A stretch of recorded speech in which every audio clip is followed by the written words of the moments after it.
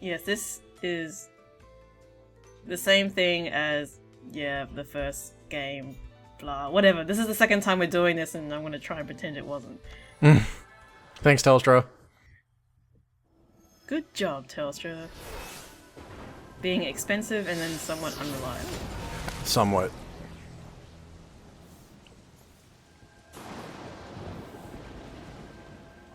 So, yeah, as per the name of the chapter, we are back in Vigrid. Massive asset reuse, maybe? But, you know, this part doesn't really play a big part in this chapter, so it's just like a nice little callback, I think. Asset reuse for the sake of being cute, not just blatantly annoying people.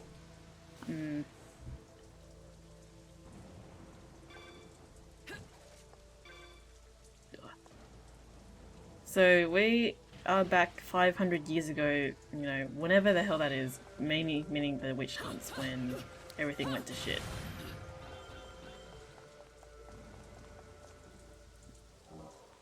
I gotta show off here the whip on the hands. Even though I never use the whip on the hands, it's much better on the feet. It's kind of got a meh taunt.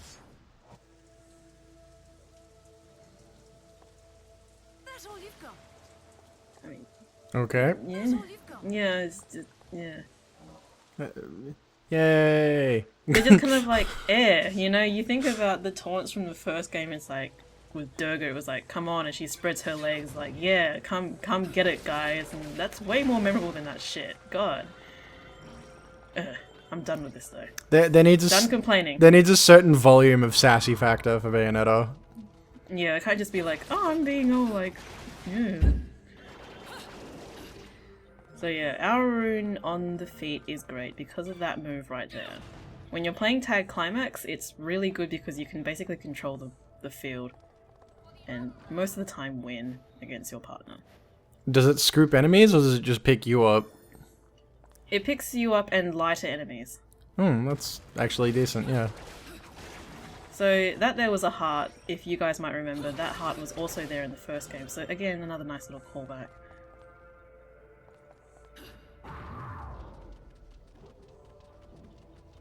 Also, I haven't mentioned the music yet. The music is a remix of what this area was in the first game, which is why I think it's nice. And which is why I think the previous chapter was a terrible, lazy shit thing. So yeah, we're gonna fight these dudes again. And with our new weapons, they just completely demolish these guys, so yeah. Jesus! Yeah. The whip circles just get bigger and bigger when they get So yeah, that climax. whip, circle, whatever the hell you want to call it, can pick up the lighter enemies like affinities and the smaller centaurs. I forget what the hell their names are. But anything bigger like the applauds. Applauds? Yeah, you can't do it. But you can still put them in a crap ton of hit stun with it, it looks like. Oh yeah. I mean, it doesn't need to do a lot of damage, but if it hits a lot, and it hits big, in terms of range... no, it does a pretty decent amount of damage, especially when you do the slams.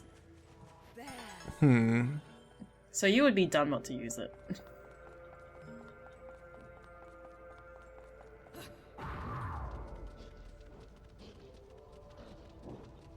And as all the good weapons do, they look super flashy, and take up the whole screen.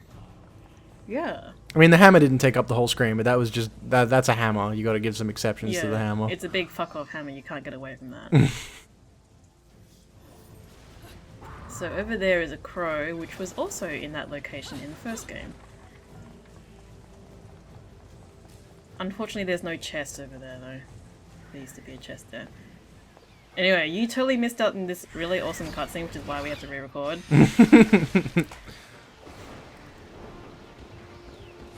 I don't understand why Boulder couldn't get anything this awesome. I don't know what the hell those guns are, but they look ridiculous and are great. They're like full-on flintlocks. So, this is Bayonetta's bondage mum. Alright. No, that's literally her design. Right.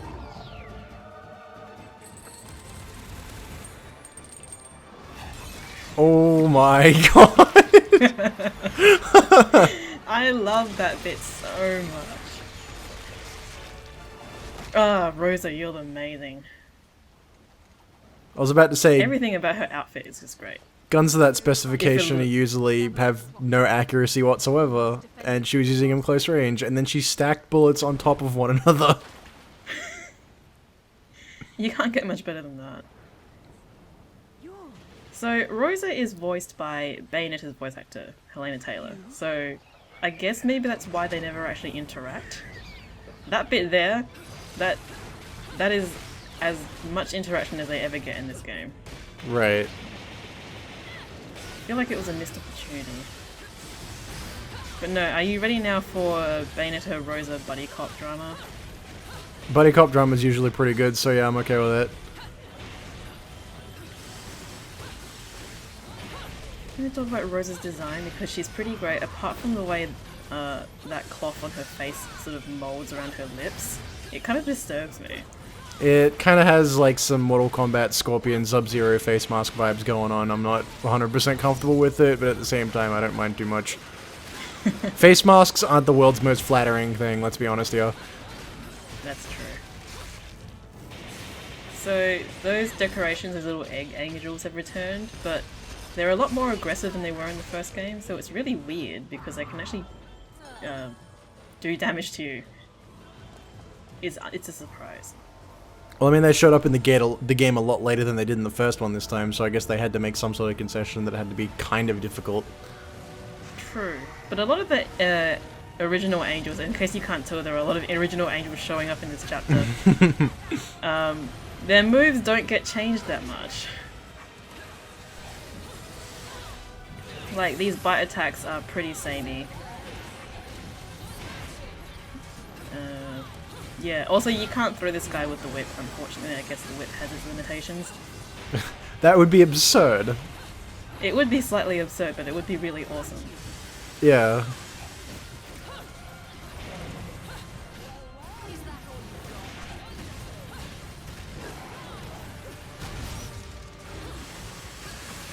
But yeah, nothing much to say about this guy. I mean, it's kind of boring. Yeah, I kind of miss the silly Bayonetta 1 boss design. I mean, okay, the Godzilla fight with an upside down face. Upside down face. I mean, we did see basically Angel Godzilla climbing a tower at the start of this game, which was pretty ridiculous, but it's good to take a look back, you know? It's a shame that it took another 10 chapters to bring it back to that. Also, double torture attack? Huh. Be prepared for double torture attacks. I'm pretty sure Rosa makes up for the terribleness in this game because even though this game doesn't play great, it is fun. Well, I mean, they would have failed if they didn't do that bit. That's true. Platinum Games is known for making fun games. Like, Right? some of them may be incredibly janky or have really annoying gameplay features in them, but they try to be fun at the very least. Yes. But you know, what kind of game studio goes out to make games that aren't fun? I can start a list, but I don't want to bore anyone. God,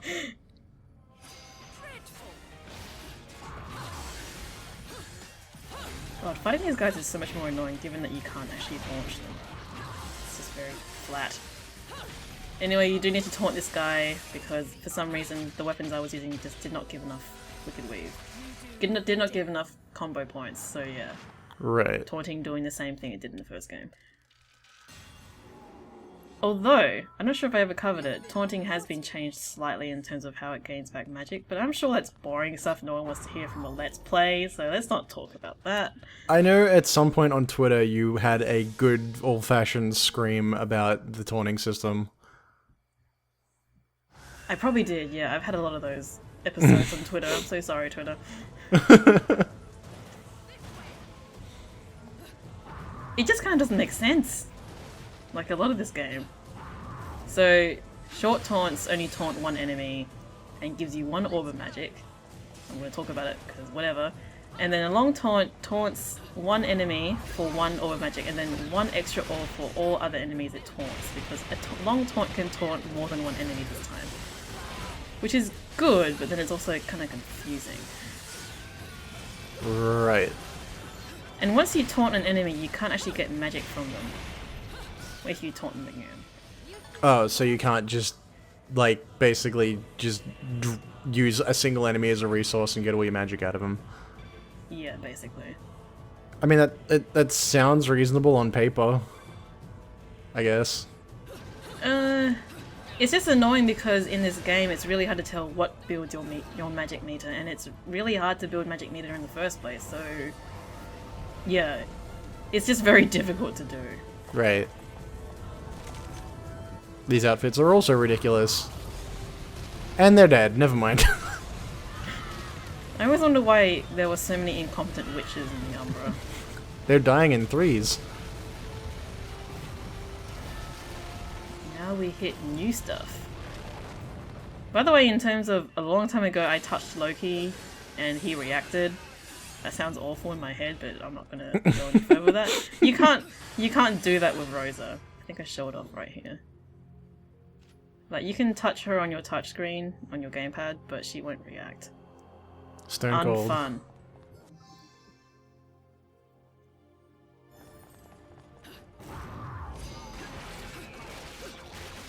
Everyone's back, it's a reunion.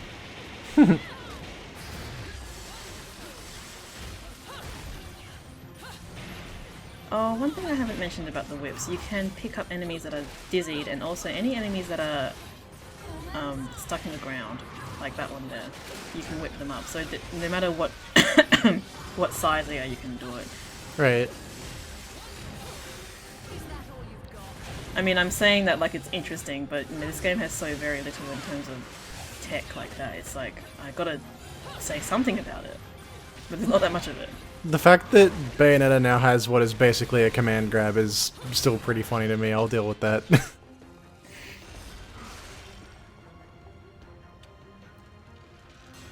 In case you can't tell, like, you can pretty much win this game by using the Bracelet of Time, which gives you Witch Time on command, and just whip.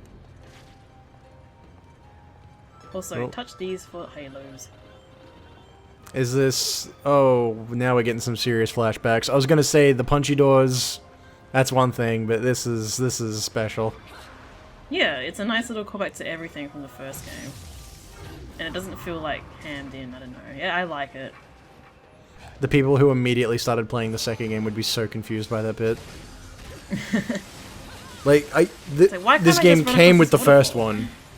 The game Yeah. came with the first one, but Well, no, most people depending would've on jumped. which area you were from, it didn't come with the game. Oh, okay. So, in America it came with the game. I think you could only buy it that way if you bought it, you know, physically. And in Europe and everywhere else you could buy Bayonetta 2 by itself. Yeah, I got the combo pack. It'd be crazy not to, it's a good game. What? Just broke that. Yeah. But this is the only torture attack I use here, unfortunately, but whenever you use a torture attack in this game, Rosa comes along and helps you. It's pretty nice. I wasn't intending for that torture attack to be completely broken, but yeah, deal with it. Whoa, well, that was slowdown. That definitely looked like slowdown. Oh yeah. I really can't gauge how well these games perform on the Wii U. I heard the Bayonetta port on the Wii U works better than the PS3 port, which is not much of an accomplishment, but not as good as the 360 port. Yeah, I mean, if the Wii U is the only avenue to play Bayonetta, then yeah, it's definitely good. But there's way more instances of slowdown in... Oh yeah, you're gonna see shitloads of slowdown in this bit here. Watch this. Oh dear. It's bullet time, don't worry about it. Oh god. What am I talking about? The port. Yeah, the port is pretty good. It's definitely the definitive version because it's got all those unlockable costumes. Mm. And you can start off a fresh game with them, which means the game is pretty broken because one of the outfits is the Link outfit, and that gives you access to the Moon of Mahakala without having to equip it. So you can actually have the 3 different accessories equipped at the same time. I haven't played around with it too much, but I really want to do Moon of Mahakala plus Hang on, Days wait. of Despair plus Sergei's Lover. But yeah. Why did that have a slide touchy thing? Oh, that's how you dodge using the gamepad. Oh. I have not seen that before. I wasn't... Alright, I already said this way earlier that I played with the controller and not actually the gamepad. Oh yeah. It's okay. I mean, you can just tap crazily on that screen and be done with it. It's kind of boring.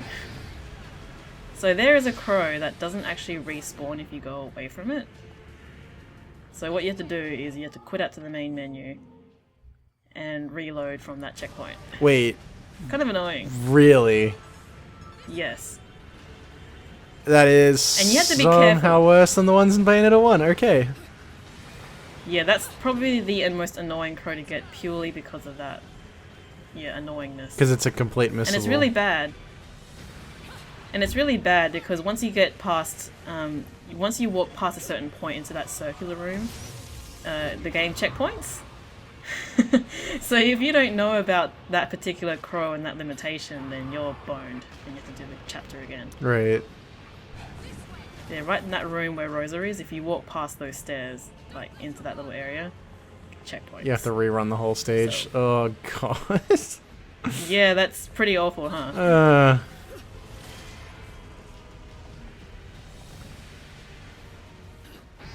But that I'm really starting to is the only bitch see... of a crow to get. I'm starting to see the problem with the checkpoints now.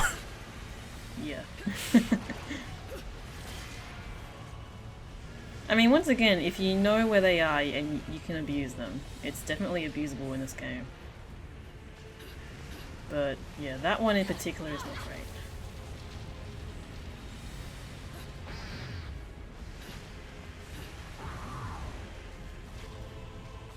Just trying to think if we had a fire weapon, whether we would have been immune to that. Like it was in the first game. Right.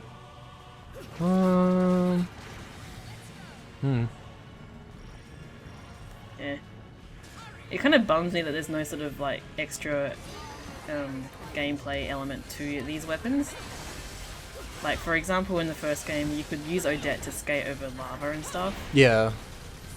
and with the fire dagger you could walk on fire, and with the electric dagger you could like be immune to electric Grace and Glory's like electric attack. And there's none of that in this game. That was abrupt but really cool. Oh yeah, that was a really quick fight. I mean, it had no health, but... Although, I guess you were saying before the whip actually does a surprising amount of damage, so maybe it's just the whip is ridiculous. What happened there? What? I thought you were running up the baby thing's face to kill it, and all of a sudden you're just in a different room. So we used witch time because the baby face fell into the lava, and before the lava could envelope it, we were like, oh shit, we gotta run, so... Yeah? That was absurdly abrupt. Like...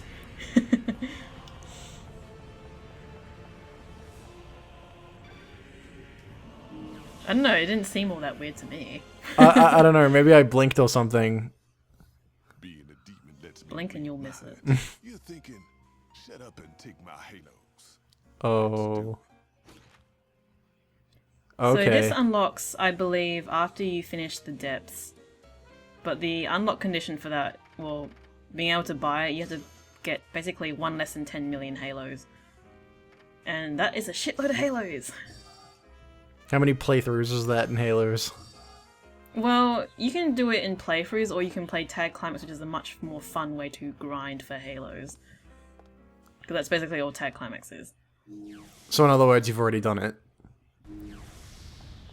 Not yet, at this current moment. As in, well, I have like 3 different save files, or 3 different accounts for freaking Bayonetta. And yeah, it's been done. Also, these guys are back. Are you... Oddly enough, Oddly enough, these guys can still be launched by launched Wicked Weaves. And it's so weird because no one else has that ability. And I noticed you actually used the picking up the stage environment thingy. Well, I used it, but I was so used to the first game having a countdown for it that I don't actually use it. Huh.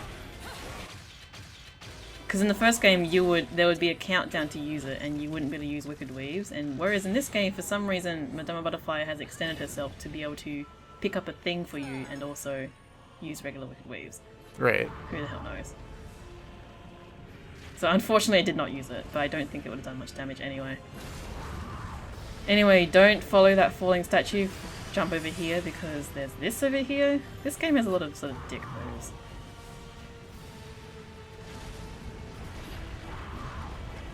These are like really quick missables too. I mean, Yeah.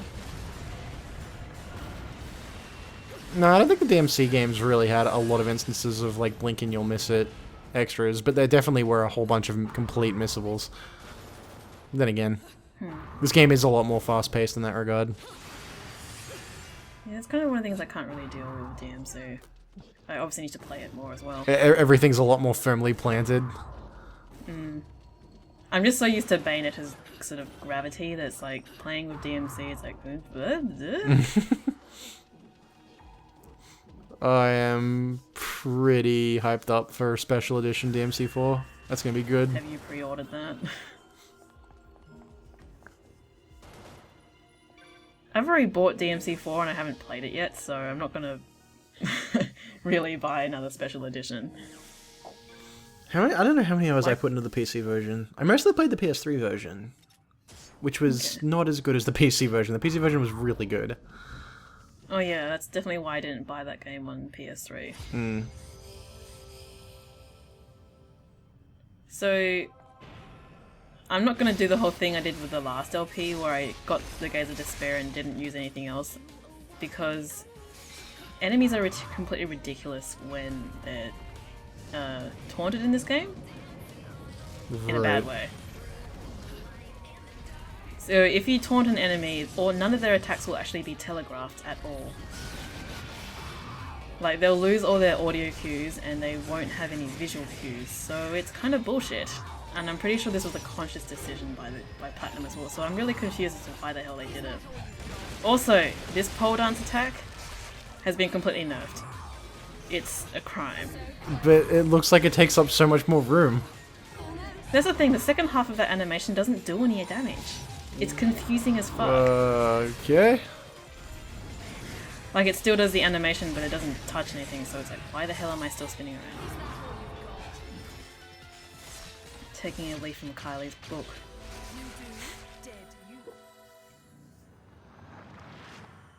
What was I gonna say? Taunting. No, I mentioned what taunting.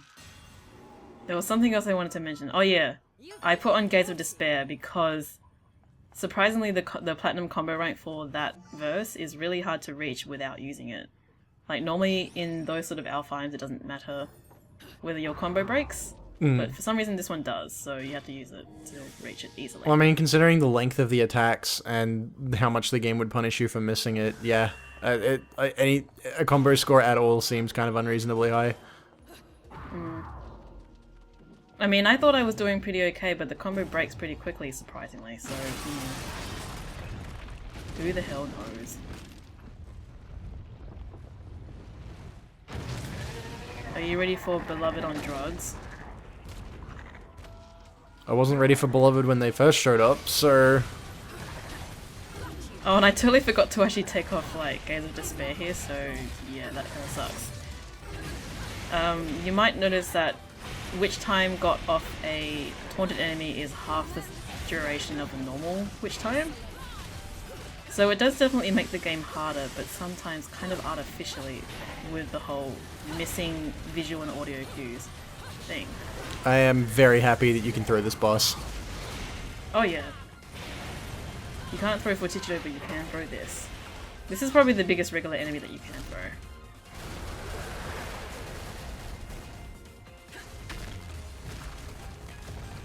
You know what's really terrible about that torture attack is that it looks like it should do more damage than it actually does. I mean, it did like what, 20%? It looked like. Oh, nothing. It did a teeny tiny amount of damage. Oh. I wasn't following the health bar the whole time. After the throw like that, I kind of stopped looking at the health bar. Oh yeah, the throw is pretty awesome, which is why the whip is fucking fantastic. It just looks so ridiculous.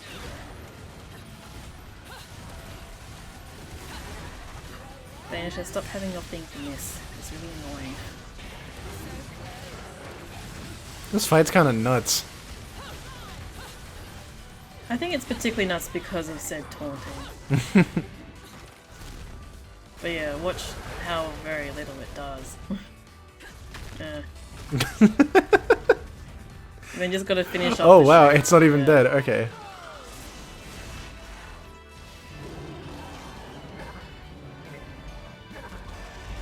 Oh, its face.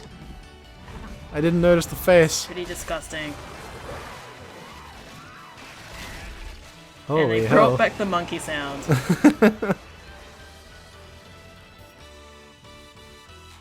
So yeah, that whole chapter is pretty sweet. It is a refreshing reminder of what the first game was like, I guess. Yeah, I guess so. It's kind of depressing for the rest of the game in comparison. You didn't think I'd miss a good fight, did you? It's like the video's finished, but there's still like a whole, almost like half a minute left. And I realized that there's like a shitload of enemies that got introduced here, so we've got to get their cards. Time to sit through a full deck of cards. Yeah. Also, I'm kind of glad we actually did re-record to watch that cutscene, because that cutscene was sick. Oh yeah. It's like, god damn it, you just missed the best cutscene in the game, practically. Not today. Not happening. Oh wait, no. There's still this. I missed a face that you can touch. Not that these things really matter, they give you such like a minuscule amount of halos, but I gotta include it. It's important. All of these faces, you'll be tested on them later. Write them in your script book.